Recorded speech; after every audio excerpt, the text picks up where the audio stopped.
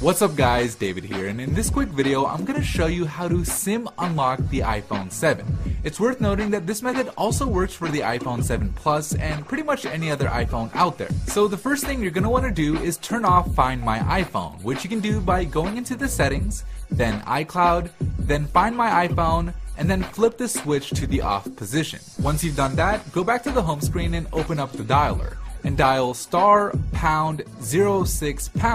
to bring up your iPhone's IMEI number. Write this number down and make sure that you get it right, as you're gonna need it later. The next step is to get the unique unlock code that your phone needs from an unlocking service. And soon enough, you'll get an email that looks something like this, telling you that your iPhone 7 has been unlocked. And from here, all you have to do is enter in an unaccepted SIM card. So basically, any SIM card that isn't from the carrier your phone is locked to. So in my case, since the phone is locked to AT&T, I'll enter in a T-Mobile SIM card, and then all you have to do is connect the phone to Wi-Fi. And that's it, your iPhone will be officially unlocked.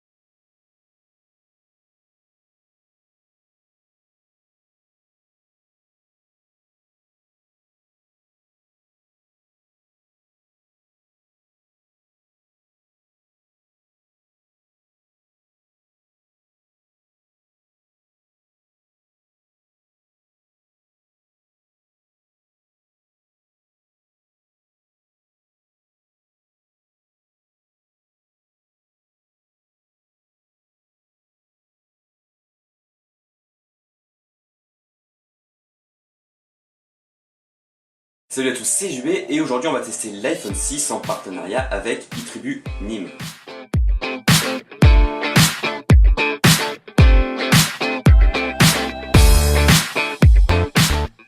Deux nouveaux iPhones sont disponibles cette année, deux modèles avec deux tailles d'écran différentes. L'iPhone 6 avec une taille de 4,7 pouces, qui est d'ailleurs le modèle testé ici, ainsi que l'iPhone 6 Plus ayant un écran de 5,5 pouces, dont la vidéo est déjà disponible sur la chaîne YouTube. Livré dans une boîte complètement blanche, l'iPhone 6 adopte un tout nouveau design plus fin, mais surtout plus grand que l'iPhone 5S. D'ailleurs, ce dernier prend un grand coup de vieux suite à ce nouveau design. En effet, l'iPhone 6 fait seulement 6,9 mm d'épaisseur, contre 7,6 pour le 5S, ce qui en fait l'iPhone le plus fin jamais créé. Il égale presque l'iPod Touch de 5e génération et ses 6,1 mm. Mais ce qui frappe au premier coup d'œil, c'est sa taille d'écran 4,7 pouces qui prend place aux 4 pouces présents depuis l'iPhone 5 en 2012. Cette nouvelle taille d'écran est en quelque sorte devenue un standard chez les différents constructeurs comme taille d'écran. Ni trop grand ni trop petit, c'est le juste milieu. Il adopte un nouveau bouton d'allumage positionné sur la tranche droite qui se retrouve ainsi sous l'index ou le pouce suivant la main utilisée, ainsi que le nouveau contrôle du volume plus grand, donc plus accessible.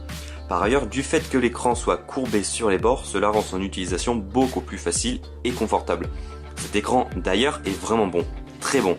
L'Apple l'a renommé Retina HD, étant donné que sa résolution est désormais de 1334 par 750 pixels, soit une densité de 326 pixels par pouce, qui est donc identique à l'iPhone 5S. L'écran est donc la grande nouveauté de cet iPhone, vous l'aurez compris. Sa nouvelle résolution en met plein les yeux, les menus sont clairs, le texte fin et lisible, et les photos ont un rendu parfait. Les couleurs ne sont pas crues, mais restent profondes pour les noirs et vives pour les autres.